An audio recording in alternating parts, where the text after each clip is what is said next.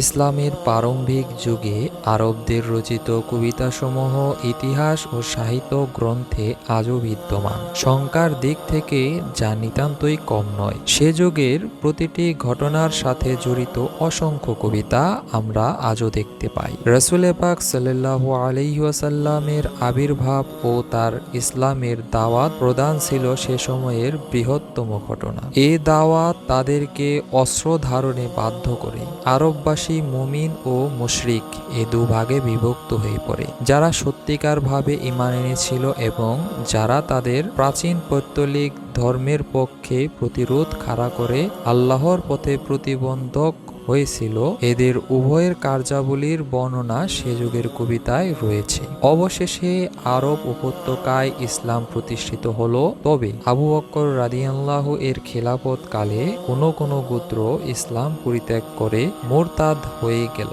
আরব উপদ্বীপের আরবরাও যুদ্ধের দাবানলে প্রজ্বলিত হয়ে ওঠে। এসব যুদ্ধের চিত্রও সমসাময়িক কবিদের কবিতায় সুন্দরভাবে চিত্রিত হয়েছে। এরপর এলো ধারাবাহিক বিজয়। আরবরা ইসলামের মশাল হাতে নিয়ে পৃথিবীর বিভিন্ন প্রান্তে ছড়িয়ে পড়ে। এ সময় তাদের মুখে জিহাদের সঙ্গীত উচ্চারিত হতো।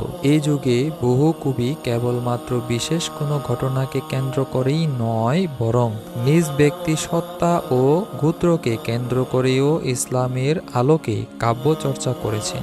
এ যুগে কবিতার গতি স্তব্ধ হয়নি বা পিছিয়েও পড়েনি, আর এমনটি হওয়াও ছিল স্বাভাবিক, কারণ এই যুগে প্রায় সকল অধিবাসী তাদের জীবনের বিরাট একটি অংশ জাহিলি যুগে অতিবাহিত করে। কবিতার মাধ্যমে তারা তাদের চিন্তা ও আবেগ অনুভূতি প্রকাশ ঘটাতে অভ্যস্ত হয়ে পড়েছিল। ইসলামের আলোক প্রাপ্তির পরও তারা তাদের অভ্যাস অনুযায়ী কবিতা চর্চা করতে থাকে। একদিনের জন্য তাদের এ ধারা বন্ধ হয়েছে এমন কোনো প্রমাণ পাওয়া মুশকিল। আরবি সাহিত্যের উল্লেখিত উৎসগুলি পাঠ করলে প্রতীয়মান হয় ইসলামের প্রারম্ভিক যুগে আরবদের কবিতা চর্চায় কোনো অংশেই ভাটা পড়েনি, বরং তারা যথেষ্ট উন্নতি ও সমৃদ্ধি লাভ করে। আর যারা বলে থাকেন ইসলামের আবির্ভাবে কবিতার স্বাভাবিক গতি রুদ্ধ হয়ে গিয়েছিল বা এর ধারা দুর্বল হয়ে পড়েছিল, তাদের এ দাবি সম্পূর্ণ মিথ্যা এবং ভুল। রাসূল পাক সাল্লাল্লাহু আলাইহি ওয়াসাল্লাম কবিতার আসরে নিজে কবিতা শুনেছেন এবং কবিদেরকে তাদের সৃষ্টির উপর স্বীকৃতি স্বরূপ প্রতিদানও দিয়েছেন। আমরা জানি মদিনার 3 জন কবি তার পাশে এসে দাঁড়ান এবং মক্কার মুশরিক তাদের বিরুদ্ধে প্রতিরোধের প্রাচীর খাড়া করেন। এরা ছিলেন হাসান বিন সাবিত, কাব বিন মালিক এবং আব্দুল্লাহ বিন রাওয়াহ। ইসলামের প্রাথমিক যুগে আরবদের নিকট কবিতার গুরুত্ব কমে গিয়েছিল এবং তারা কাব্য চর্চা পরিত্যাগ করেছিল এমন ধারণা যারা পোষণ করে তারা বলে থাকেন কবিদের বিরুদ্ধে কোরআনের আক্রমণাত্মক ভূমিকার ফলেই এমনটি হয়েছিল। কোরআনে মহান আল্লাহ তাআলা বলেছেন, বিভ্রান্ত লোকেরাই কবিদের অনুসরণ করে থাকে। তুমি কি দেখতে পাও না তারা প্রতিটি উপত্যকায় উদ্ভ্রান্তের মতো ঘুরে বেড়ায়? তারা বাস্তবে যা করে নাই তাই মুখে বলে বেড়ায়। তবে যারা ঈমান এনেছে, সৎ কাজ করেছে এবং আল্লাহর স্মরণে অতিমাত্রায় তৎপর রয়েছে এবং অত্যাচারিত হলে নিজেদের আত্মরক্ষার সচেষ্ট হয়েছে, তাদের সম্বন্ধে একথা প্রযোজ্য নয়। সূরা আশ-শুআরা আয়াত 224 থেকে 227। এই আয়াতে কবিদের সম্বন্ধে ইসলামের দৃষ্টিভঙ্গি স্পষ্ট হয়ে উঠেছে। বিষয়টি পরিষ্কারভাবে উপলব্ধির জন্য আমাদের সামনে তৎকালীন আরব সমাজের কবিদের প্রভাব ও কার্যাবলীর একটি সংক্ষিপ্ত চিত্র থাকা প্রয়োজন। আরবের কবি একজন সেনাপতি, বিজেতা ও শ্রেষ্ঠ মর্যাদায় অধিষ্ঠ ছিলেন। কোনো কবি শুধু তার ভাষার মাধ্যমে গোত্রের পর গোত্রকে ধ্বংস ও নামবিহীন করে দিত। অনুরূপভাবে কোনো নাম পরিচয়হীন একটি গোত্রকে মাত্র একজন কবি বিখ্যাত চূড়ায় পৌঁছে দিত। এর জন্যই যখন কোনো পরিবারে কোনো কবির জন্ম হতো তখন সব গোত্র থেকে অভিনন্দন বাণী আসতে থাকত। নিমন্ত্রণ দেওয়া হতো, স্ত্রী লোকেরা সমবেত হয়ে অভিনন্দন গীত গেয়ে শোনাতো এবং কোরবানি দেওয়া হতো। আরবের কাব্য ছিল এক মহাশক্তি। কবির একটি পাণ্ডুক্তিও বিফল হতো না। আমর ইবনে কুলসুমের এক কবিতা তাগলাব গোত্রকে 200 বছর পর্যন্ত মর্যাদা ও বীরত্বের নেশায় বিভোর রাখে। সিফফিনের যুদ্ধে লাইলাতুল হারিবের দিনে আমির মুয়াবিয়া হযরত আলী রাদিয়াল্লাহু এর সম্মুখ থেকে পালাবার জন্য সম্পূর্ণরূপে প্রস্তুত হয়েছিলেন, কিন্তু কয়েকটি পণ্ডুক্তি তাকে এই কাজ থেকে বিরত রাখে। রাসূল পাক সাল্লাল্লাহু আলাইহি ওয়াসাল্লামের বিরুদ্ধে কাফেররা যে কবার মদিনা আক্রমণ করেছিল তার মধ্যে কয়েকটি যুদ্ধ কবিরাই সংগঠিত করে। জাহিলি যুগের কবিরা ছিল সমাজের নেতৃত্ব স্থানীয় ব্যক্তি। সাধারণ লোক সুখে দুঃখে আপদে বিপদে তাদের উপদেশ আদেশ মেনে চলত। এই কবিদের অনেকে গোত্রে গোত্রে কলহ বিবাদ ঝগড়া ফাসাদ লাগিয়ে রাখত। তারা কুৎসা করে কবিতা রচনা করত।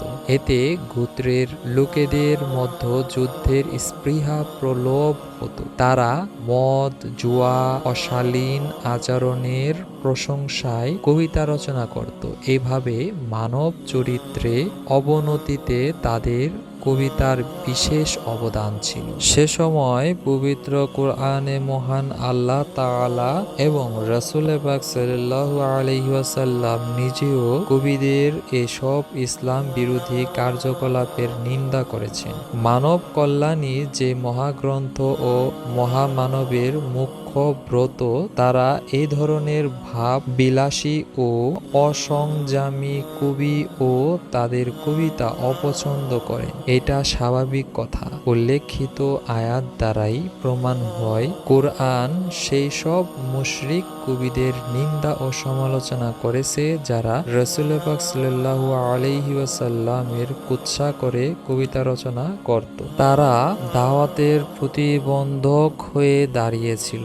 সমগ্র কাব্য সাহিত্য এর উদ্দেশ্য নয়, বরং যে কবিতা আল্লাহ ও তার রাসূল পাক সাল্লাল্লাহু আলাইহি সাল্লামকে পীড়া দিয়েছে কেবলমাত্র তারই সমালোচনা করা হয়েছে। এই আয়াত নাজিল হবার পর আব্দুল্লাহ ইবনে রাওয়াহ, কাব ইবনে মালিক এবং হাসান ইবনে সাবিত রাসূল পাক সাল্লাল্লাহু আলাইহি ওয়াসাল্লামের খিদমতে কাঁদতে কাঁদতে উপস্থিত হয়ে বললেন, ইয়া রাসূলুল্লাহ সাল্লাল্লাহু আলাইহি ওয়াসাল্লাম, কবিদের সম্বন্ধে এই আয়াত নাজিল হয়েছে এবং আমরা কবি। তিনি উত্তর দিলেন, সম্পূর্ণ আয়াত পড়ো।